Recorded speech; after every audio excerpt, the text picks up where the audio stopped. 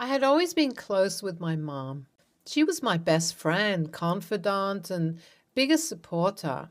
I remember how she used to sit with me on the couch, reading me my favorite stories and tucking me in at night with a kiss on the forehead. Even as I grew older, our bond never faded. We would spend hours talking about anything and everything, from school to boys to our hopes and dreams for the future. But when she passed away, everything changed. It was like a piece of me was missing, and I struggled to find my footing without her. I felt lost and alone, and I didn't know how to move forward. My dad tried his best to support me, but I could see the pain in his eyes every time he looked at me. We both missed her terribly, and it seemed like we would never be able to move on from the loss. He tried to fill the void by cooking my favorite meals and taking me on walks around the neighborhood, but it wasn't the same. Our relationship had always been different from the one I had with my mom. We were close, but there was always an unspoken distance between us. He was the provider, the protector, the one who fixed things when they were broken. But after my mom died, I saw a vulnerability in him that I had never seen before. He cried openly and talked about how much he missed her. It was like we were both experiencing the same pain, but we didn't know how to share it with each other. As time passed, I started to notice other changes in my dad. He stopped talking about my mom and began spending more time with his friends. He started dating again, which was a shock to me. I couldn't imagine anyone else being with him, especially not so soon after my mom's death. But he seemed happy, and that was all that mattered. I tried to be supportive, but it was hard. I felt like he was moving on without me, leaving me behind to deal with my grief on my own. As for my parents' relationship, it had always been strong. They had been married for over 25 years, and they were the epitome of a loving couple. They laughed together, cooked together, and supported each other through everything. Even when my mom got sick, my dad was her rock.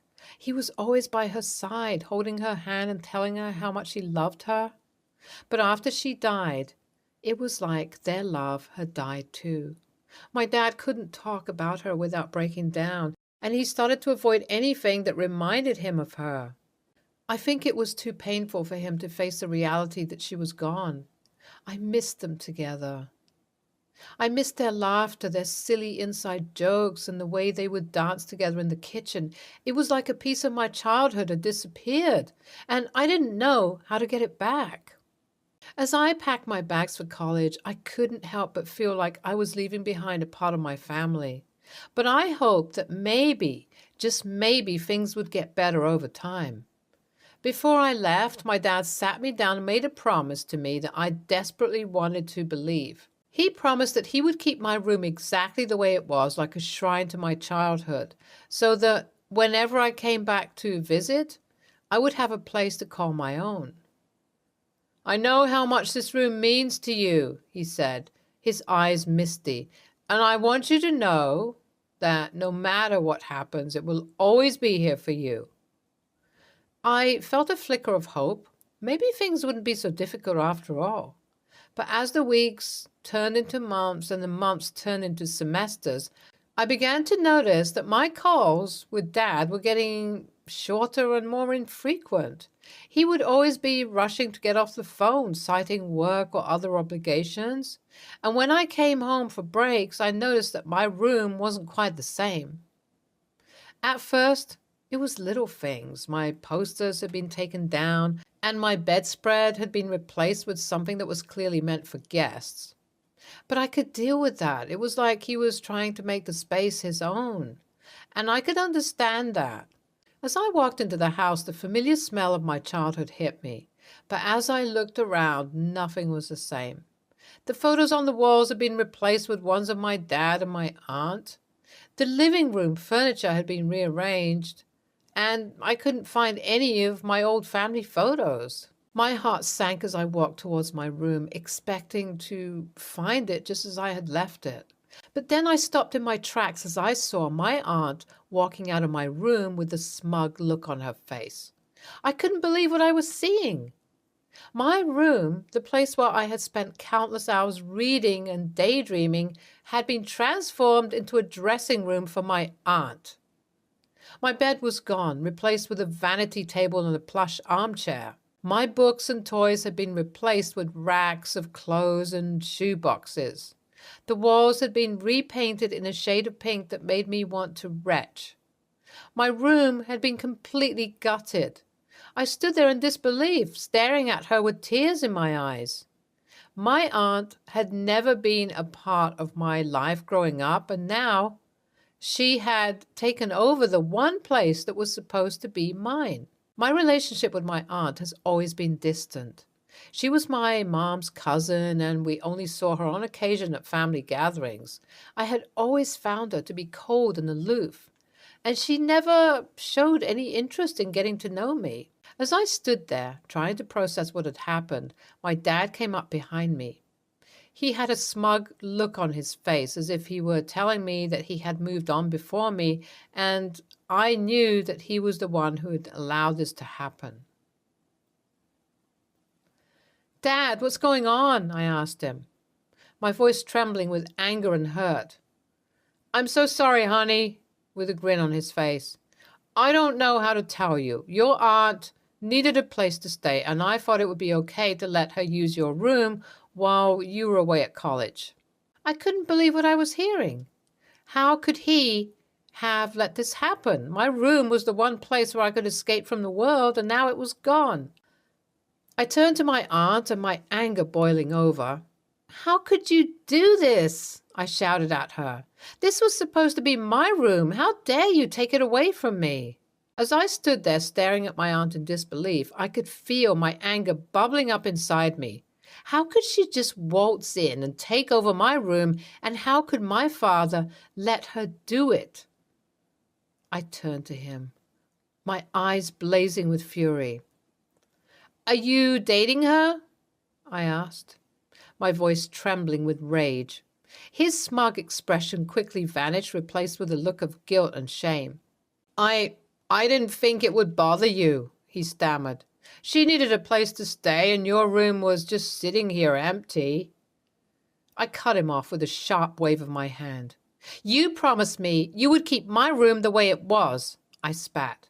"You promised me you wouldn't let anyone else touch it, and now here she is, taking over everything." My father looked down at the ground, unable to meet my eyes. I could tell he knew he had messed up, and he was too ashamed to even try to defend himself. I took a step towards my aunt, my fists clenched at my sides. "You have no right to be here," I growled. "This is my room, and you have no claim to it." She looked at me with a cold, hard stare, and I could see the satisfaction in her eyes. "I needed a place to stay, and your dad offered me your rooms. It's not my fault that you weren't here to use it." Her words were like a slap in the face, and I felt a surge of rage course through me. Without even thinking, I charged towards her, pushing her out of the way as I stormed into my room. As I looked around at the pink walls and the racks of clothes, I could feel my blood boiling. This was not the room I had grown up in. This was not the room my mother had decorated with so much love and care. This was a mockery of everything that had once been important to me. Without hesitation, I began tearing everything apart. I threw the clothes on the floor, ripped the shoe boxes open, and smashed the vanity table to pieces. I was like a tornado, tearing through the room with a ferocity that surprised even me. My aunt and father stood in the doorway watching me with a mix of shock and horror, but I didn't care. They deserved to see the destruction they had wrought. They deserved to see the pain they had caused me. As I finished trashing my room, I turned towards my aunt with a malicious grin on my face. I questioned her in a sickly sweet tone, asking if she still needed a place to stay. She trembled in fear and stepped back, her eyes darting towards my father. Turning to him, I looked at him with a mixture of anger and betrayal. I asked him if his whore was worthy of taking my mother's place. I questioned him if this was the reaction he wanted to see from me. His daughter, who had always been supportive of him. My father's smug expression was now replaced with shock and guilt. He stuttered and stumbled over his words as I screamed at him that I had let him do whatever he wanted and had tried to be supportive. I told him how much I wished he was dead and my mother was alive instead. Tears streamed down my face. I watched as my father's face contorted with pain and remorse. I didn't care about his reaction. All the years of holding in my emotions and trying to be the mature one had finally caught up to me. I had nothing left to lose. As my father tried to approach me, I backed away, shaking my head in disbelief. I couldn't bear to be near him or my aunt anymore. They had taken everything from me, and I couldn't forgive them. In that moment, I realized that I had to leave. As I grabbed my bags and stormed down the stairs, I could hear my father's voice calling after me. "Wait! Please, let's talk about this," he pleaded. But I couldn't bear to listen to him any more. I pushed past him, not even acknowledging his presence, and made my way to the door. As I reached for the doorknob, I felt his hand on my shoulder trying to stop me. "Please, don't leave like this," he said, his voice breaking with emotion. But I didn't want to hear it. I yanked my shoulder away from his grasp and turned to face him. "You had your chance to make things right," I said, my voice cold and flat. "But you chose her over me, over Mom. You choose to destroy everything we had as a family." My father looked at me with tears in his eyes, his face contorted with pain. "I know I made mistakes, but I love you," he said, his voice barely above a whisper. "Please, don't leave like this. We can work things out." But I was done with his empty promises and hollow words. I shook my head, feeling a deep sense of sorrow and anger welling up inside of me. "No, Dad," I said firmly. "It's too late for that. I can't forgive you for what you've done. I can't forgive you for what you've allowed her to do." And with that, I pushed open the door and walked out into the night, leaving my father standing alone in the doorway, his eyes filled with tears, his heart heavy with regret. Update 1, 5 days later. As I sat in my college dorm room trying to focus on my studies and forget the events of the past few days, I heard a knock at my door. I opened it to find my father standing there looking haggard and defeated. "Can we talk?" he asked, his voice shaky.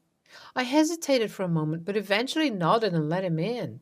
He sat down on my bed, and I perched on the edge of my desk chair, still wary of him. "I just wanted to say that I'm so sorry," he began, his eyes downcast. "I don't know what came over me. I was so lost and confused after your mother died, and I thought I could move on with your aunt. But I see now how wrong I was, and I'm so sorry for everything I put you through." I listened to his words, but it was hard to believe that he could change so quickly after years of neglect and betrayal. He told me to come back home with him. "What home?" I asked him bitterly. "You kicked me out and gave my room to your mistress. You threw away everything that mattered to me." My father winced at my words, and I could see the guilt etched on his face. "I know I messed up," he said, "but please, just give me one more chance to be a better father. I promise. I promise I'll do everything in my power to make it up to you." He told me that he had broken up with my aunt and told her to leave immediately after I had left that day. He looked at me with tearful eyes and spoke in a sorrowful tone. He told me how sorry he truly was and how he had become so obsessed with the idea of moving on that he had lost his basic common sense. But I couldn't bring myself to believe him.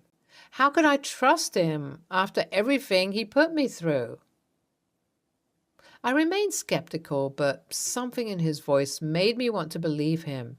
He sounded genuinely remorseful, and I could see the pain in his eyes. He pleaded with me to come back home and let him make things right. I don't know if I can forgive you, I said slowly, but I'll give you a chance to prove yourself. Just don't mess it up again. My father nodded, tears streaming down his face. Thank you, he whispered. I won't let you down. OP's obviously going through a lot. Her anger and pain are justified here. NTA, her father fueled the fire that was already burning in her. The room held profound memories of her mother. NTA, I think OP needed more support and comfort from her father, which she didn't receive. Her father started dating so soon, and then her aunt came into the picture. The dam was going to burst for sure. It was just a matter of time. Next story. I finally visited my older sister after a year of not seeing each other, and I was shocked with the way she and her husband were treating my 2-year-old nephew. On the first day I got there, I noticed that my little nephew was literally wrecking the house, and none of his parents would say anything. He even had a tiny chair he dragged around to do his mischief. My sister said that it was okay. He has a right to his own home, and he can do as he pleases while in there. I objected and told her he should also be the one to pick up after himself, but she said it's okay, and I dropped it. I just kept my stuff locked into my bags. When we went out to the mall, though, my nephew would still go inside shops and pull things from their place and mess with all kinds of products. My sister never cleaned up after him, and when I tried to do it instead, she would stop me and say that it's the employee's job. I disagreed with her and refused to enter any stores with them anymore. I would just wait outside to avoid the embarrassment. But what finally broke the straw is when we went to the park, and there's a part of the playground dedicated to older children like teenagers. One for the kids school age and one for toddlers, preschool children. My nephew, of course, went to the teenagers section, and he climbed up this dangerous rack that's about 4.5 feet off the ground. I told my sister how this is a bad idea and it's really too much to spoil him like this, and she snapped that it was none of my business. And she's tired of me nagging her, and she went and sat down. I was nervous and kept hovering around in case anything happened, and bam! My nephew really lost his footing and was about to fall down. I caught him and put him safely to the ground. That's when my sister came growling at me what my freaking problem is. That he's fine and knows how to minimize the fall even if he falls, and if she knew there was even a little danger, she wouldn't have left him there. I yelled at her back that she was absolutely unhinged and that I've never seen parents like them ever before. She screamed at me again to just leave, and I was also fuming and left. My belongings were still at their house, so I went there and told my brother-in-law to please get them for me. He asked me what was going on, and when he handed them over and I told him, he should hear about it from my side, and left. Later, my brother-in-law and sister, as they were using we, sent this super long message in the family group chat stating how children are just tiny humans and know a lot more than we give them credit for, etc., etc., with a rolling eyes emoji at the end. Several members liked that message, and I don't know. Should I have watched as the child fell and minded my own business? NTA from stopping him falling. She's completely wrong that 2-year-olds know how to fall. It sounds like your sister has been reading the wrong parenting books. Letting children be destructive with no gentle instruction to clean up after ourselves is going to be a big issue for her as he grows up. Parenting is hard and people get a lot of conflicting advice. But she should not be leaving a mess for service personnel to clean up everywhere they go, and nor should she be neglecting him when he is about to injure himself. NTA, I'm an advocate of adventurous play, which means I allow children a certain amount of freedom and risk. It helps build confidence. The thing is tough. It's always a controlled risk, and a risk is different from a dangerous hazard. They play on structures designed with their age group in mind. I'm not hovering, saying, be careful every 20 seconds, but I am close and engaged. Your sister is taking a reasonable philosophy and seemingly using it to abdicate responsibility and avoid teaching her child. This isn't even touching on how disrespectful it is to allow a child to make a mess in a public place and expecting employees to clean up after the kid. So, no, I don't think you were the a-hole for not allowing your nephew to injure himself or for objecting to how they treat store employees and later distancing yourself. Stay tuned for more stories from our girl relationships.